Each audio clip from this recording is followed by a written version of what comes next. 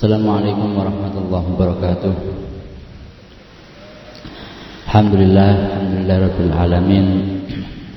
Assalatu wassalamu ala asyrafil anbiya'i wal mursalin wa ala alihi wa ashabihi ajmain, amma ba'du. Bapak Ibu, mari kita lanjutkan kajian hadis tarbawi. Kita sekarang sudah beralih ke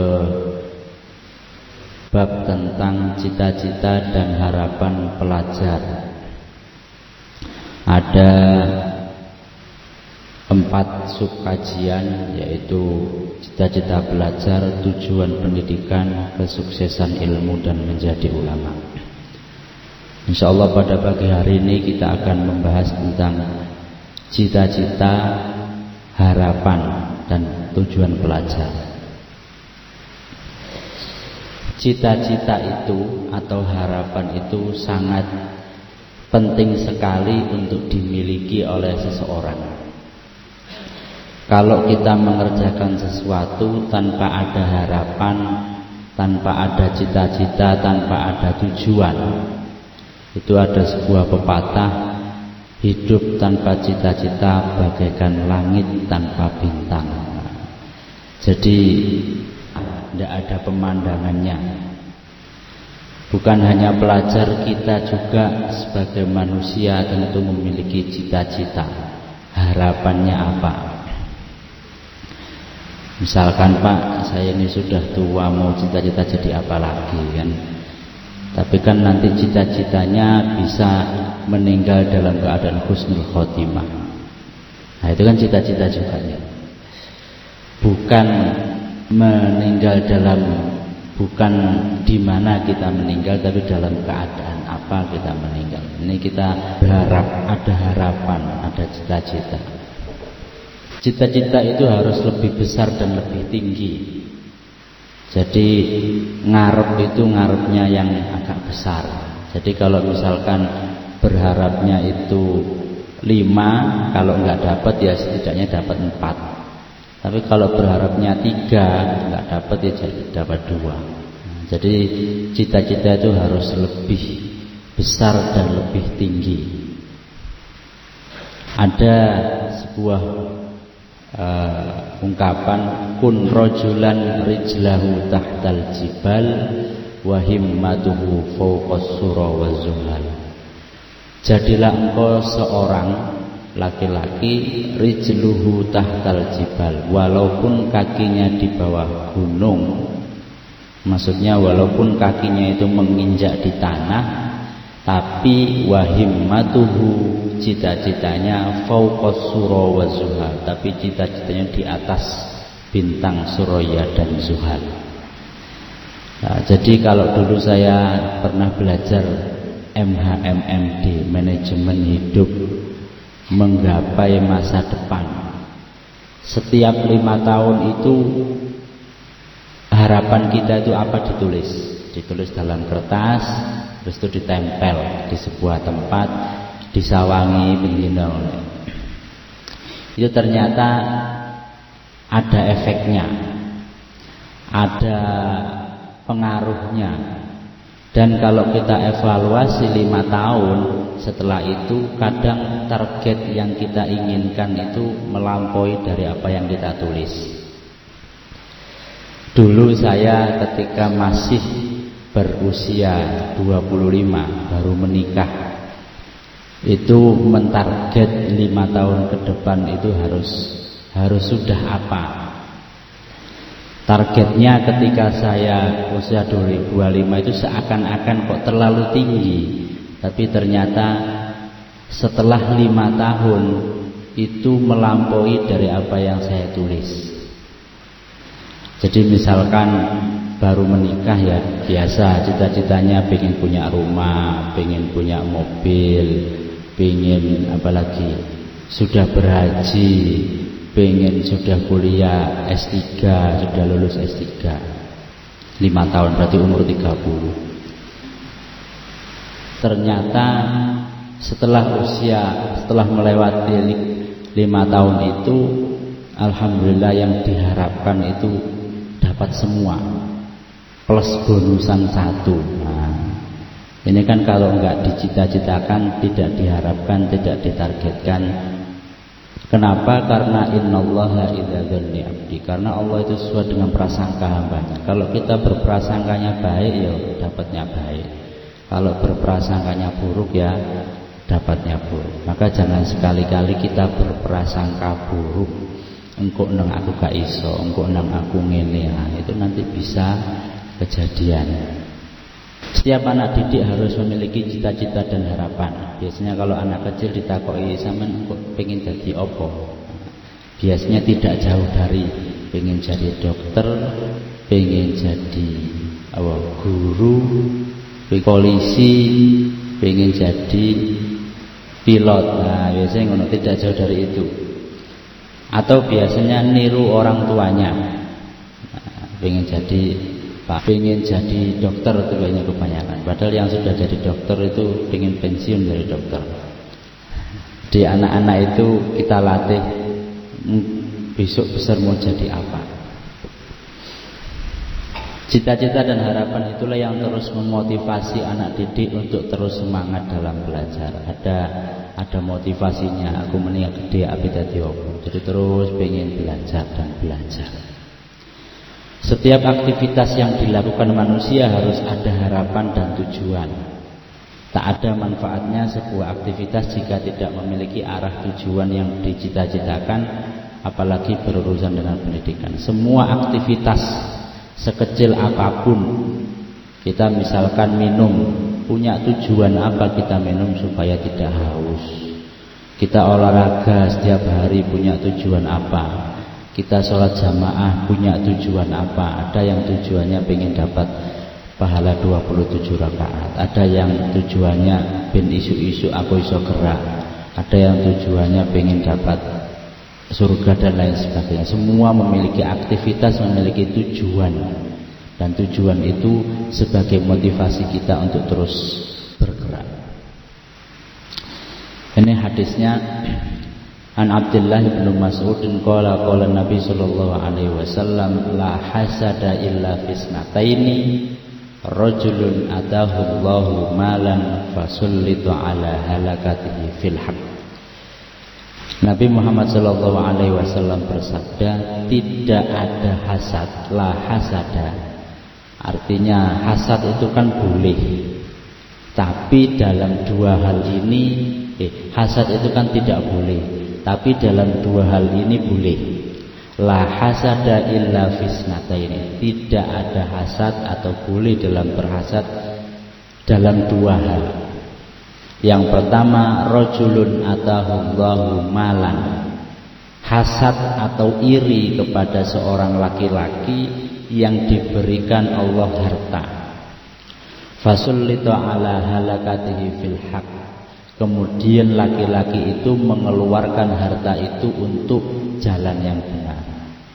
Iri yang kedua adalah warajulun atahullahul hikmah. Iri kepada seorang yang dikaruniai ilmu oleh Allah, fahuwa yakdhi biha wa yu'allimuha. Kemudian orang itu mengajarkan dan mengamalkan ilmu kepada orang lain. Apa hubungannya dengan cita-cita dan harapan pelajar? Nanti saya bahas. Dalam hadis itu ada dua iri. Yang pertama, iri yang baik disebut dengan ghibthah, dan iri yang tidak baik disebut dengan dengki. Iri yang baik disebut dengan ghibthah itu definisinya tamannil mar'i ayyakuna lahu mislu hadhihi ni'mah ma'a baqaiha li sahibiha. Jadi berharap, tamanni, berharapnya seseorang supaya seperti orang itu ayyakuna lahu mislu hadhihi ni'mah. Contohnya misalkan aku pengen sugih koyok almarhum Kiai Haji Bisri Ilyas, ya, yang sudah meninggal, masih hidup saja. Misalkan saya kepingin kaya seperti sinten Pak nggih, Khairul Tanjung. Khairul Tanjung. ma'abaqaiha li sahibiha, tapi dia tidak berharap Khairul Tanjung ini bangkrut gitu loh. Saya pengen kaya seperti si A yang dermawan, tapi saya tidak berharap dia itu bangkrut atau kemudian dia itu kalah dengan saya. Tapi ma'abaqaiha li sahibiha, tetap utuhnya nikmat itu bagi pemiliknya. Saya pengen pintar seperti si B, tapi tidak ada harapan bahwa si B kemudian dia akan saya kalahkan atau kemudian dia menjadi tidak pintar. Itu ghibthah namanya. Tapi kalau dengki, tamanni zawalin ni'mah min ghairihi, mengharapkan lenyapnya nikmat dari orang lain. Tonggoe nganyari sepeda PCX, yes. Kemudian kita tamanni, berharap supaya punya sepeda seperti tetangga kita. Tapi di satu sisi kita juga berharap muga-muga sepeda dia hilang. Jadi aku dewe sing di sepeda PCX sak RT ya, itu tamanni zawalin nikmat, mengharapkan lenyapnya nikmat dari orang lain itu. Tonggoe nyari expander, aku tak tuku. Kemudian berharap expandernya ketubruk atau bagaimana, itu tamanni zawalin nikmah. Itu namanya dengki, iri dengki. Dengki itu berbahaya. Kalau kita berbuat dosa kan dapat dosa, tapi kan kebaikan kita nggak hilang. Tapi kalau dengki itu sudah berdosa, kebaikan yang pernah kita kerjakan itu loh berkurang. Jadi misalnya ada timbangan gitu, kalau kita berbuat buruk itu semakin berat, tapi yang baik ini nggak berkurang. Tapi kalau dengki, dia berbuat dosa, yang baik juga berkurang. Makanya jangan iri dan dengki. Dalam Al-Quran, wala tatamannau ma faddalallahu bihi ba'duhum ala ba'd. Janganlah kamu itu iri terhadap apa yang dikaruniakan Allah kepada sebagian kamu lebih banyak dari sebagian yang lain. Kalau misalkan saudara kita punya rezeki yang lebih banyak, kita tidak usah iri, pun wonten takrane masing-masing. Kita tidak akan meninggal sampai rizki yang ditakdirkan kepada kita itu sampai ke kita semua. Tidak ada satu sen pun yang lho iki kok wis mati ndisi iki sik ono pirang juta durung nyampe sana, enggak begitu. Jadi semuanya mesti sampai dulu sebelum kita meninggal. Dan kalau bukan rizkinya bu dikejar sama elek ya Pak, gak nyampe-nyampe, gak dapat-dapat. Iyyakum wal hasad fa innal hasada ta'kulul hasanati kama ta'kulun nar. Hindarilah sifat hasad itu. Sesungguhnya sifat hasad atau iri dengki itu ta'kulul hasanat, memakan kebaikan. Jadi kebaikan itu akan terkikis sedikit demi sedikit. Seperti apa? Kama ta'kulun narul hatab, seperti api yang membakar kayu bakar. Kalau ada api membakar kayu bakar, jenengan tunggoi berapa menit kayu bakar itu akan habis. Paling sejam 2 jam bisa habis. Makanya itu jangan sekali-kali iri. Nah, ini hasad dengki membakar. Abi Hurairah an Nabi sallallahu alaihi wasallam qol iyyakum wal hasad fa innal hasad ta'kulul hasanati kama ta'kulun narul hatab. Membakar. Lah, apa hubungannya dengan cita-cita dan harapan pelajar? Di situ ada 2 cita-cita yang diharapkan. Yang pertama, ingin menjadi orang sukses dalam harta dan ingin menjadi orang sukses dalam ilmu. Dan iri terhadap orang ini itu boleh. Karena ada iri terhadap orang yang sukses dalam harta dan ilmu itu menjadi motivasi. Aku pengen jadi, ya aku pengen jadi koyok iku loh, guruku sing koyo ngene. Itu enggak apa-apa. Itu boleh. Jadi semangatnya fastabiqul khairat. Tadi rajulun atahullahu malan fasullita ala halakati fil. Seorang yang diberi kekayaan harta oleh Allah lalu dikuasakan atau dikeluarkan pada jalan yang benar. Dalam riwayat yang lain menggunakan redaksi fahuwa yunfikuhu ana al-laili wa ana al-nahar. Dia mendermakan sepanjang malam dan sepanjang siang. Jadi saking akeh, panjang malam dikeluarkan, sepanjang siang dikeluarkan. Ingin menjadi orang sukses dalam harta. Cita-cita, harapan dan tujuan belajar menjadi orang yang kaya harta, yang dermawan. Maka iri terhadap orang yang kaya lagi dermawan itu tidak apa-apa. Dalam sebuah hadis ada seorang anak yang diberi rizki berupa ilmu tapi tidak diberi rizki berupa harta. Tapi dalam hatinya bilang begini, fahuwa shadiqun niyah. Dia punya niat yang kuat dan mengatakan, lau anna li malan, kalau seandainya saya punya uang, la amiltu bi amali fulan, maka saya akan mengerjakan seperti yang dikerjakan oleh si fulan. Maka saya akan membangun masjid seperti yang dibangun oleh si fulan. Maka saya akan membangun panti asuhan sebagaimana yang dilakukan oleh si fulan. Fahuwa biniyatihi, maka dia mendapatkan niatnya, wa ajruhu masawa, dan pahalanya sama. Maka orang yang berilmu yang tidak berharta tamanni saja, berharap supaya lauan kalau seandainya saya punya uang, saya akan di Gresik minimal 2 lantai. Nah, itu. Yang kedua, ingin menjadi orang sukses dalam ilmu. Harapan dan cita-citanya pelajar ingin sukses. Wa rajulun atahullahul hikmah fahuwa yaqdi biha wa yu'allim. Dan laki-laki yang diberikan oleh Allah hikmah atau ilmu, dia yang kemudian dia mengamalkan dan mengajarkannya. Nah, jadi terhadap ini, faman yu'tal hikmata faqad utiya khairan katsiran.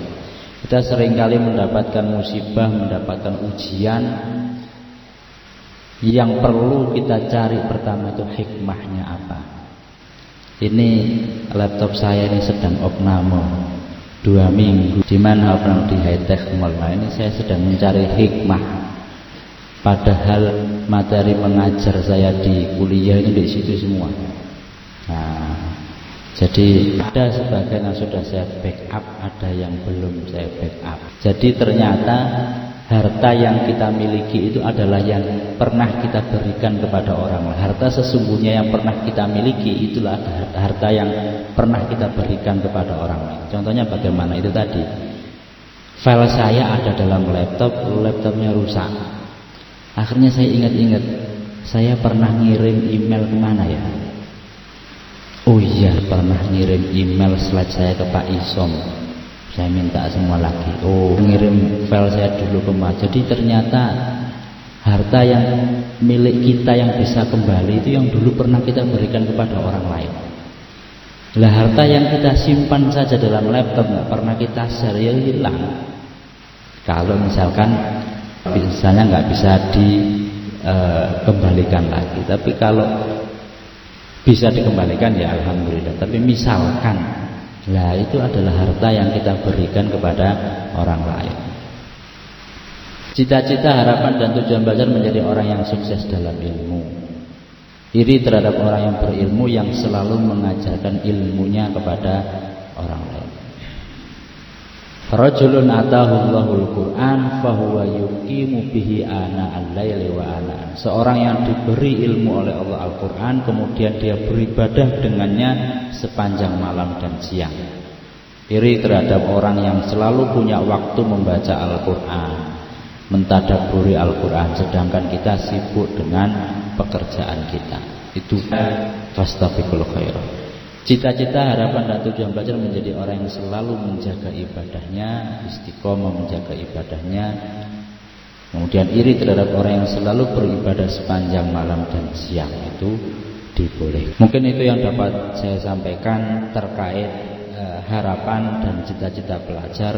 Maka perlu anak didik kita, anak-anak kita pupuk, kita biasakan pengen jadi apa, pengen harus ada idolanya. Idola yang paling muda-muda ya ayahnya sendiri. Tapi kadang ayah itu menyadari jadi kaya ayah le ya. Ayah iki biyen gak sekolah, gak kuliah, gitu. Akhirnya anaknya susah mencari idola. Idola terdekatnya saja enggak boleh diidolakan. Gitu ya. Ada yang bertanya. Bagus ya, saya belum baca itu. Ada buku judulnya Inilah Proposal Hidupku. Nah, jadi itu sudah target. Jadi kalau ada dalam dunia akademik itu kan ada Renstra dan Renov ya. Renstra itu jangka waktu 5 tahunan, Renov itu adalah jangka waktu setahun. Apa yang akan kita kerjakan 5 tahun ke depan dalam Renstra, kalau Renov apa yang kita kerjakan dalam setahun. Saya pernah mengikuti motivator itu bilang, kalau tadi saya kan hanya dicatat, kalau ada salah satu motivator bukan hanya dicatat tapi diucapkan setiap pagi. Misalkan targetnya setahun apa, saya harus bisa begini, itu diucapkan. Maksudnya apa? Kata-kata yang keluar kemudian didengar oleh telinga kita sendiri itu menjadi motivasi bagi kita. Karena tubuh atau pikiran kita itu butuh motivasi. Ada orang yang harus dimotivasi orang lain, tapi ada orang yang bisa memotivasi dirinya sendiri. Nah itu namanya ada yang begitu. Tapi kalau saya ditulis saja itu sudah cukup.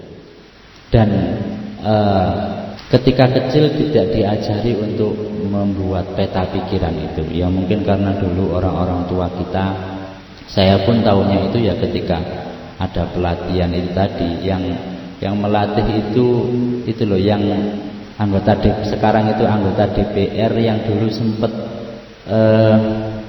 mendukung siapa namanya itu yang bisa menggandakan uang itu loh, Marwah Daud Ibrahim. Makanya saya tuh kaget loh, Bu Marwah kok kayak gitu. Dia kan S3-nya Amerika ya. Dulu waktu saya santri sempat diundang ke pondok untuk ngisi itu, punya buku namanya MHMMD, Manajemen Hidup. Itu ada bukunya, jadi di lampiran itu ada target harian apa, target mingguan, target bulanan, target tahunan, target 5 tahunan, itu ditulis. Ya jadi anulah dulu itu. Tapi kok tiba-tiba seperti itu, wah itu juga kaget juga teman-teman yang pernah berorang akademisi yang identik dengan ya logis lah seperti itu. Untuk melatihnya itu biasanya harian saja lah. Kita punya HP catatan sedina iki ape lapo.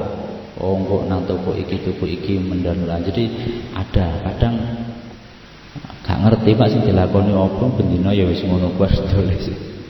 Saya malah kalau nggak ditulis aku malah ini kelewatan. Oh iya hari ini mestinya harus membuat berita acara ini kok lupa.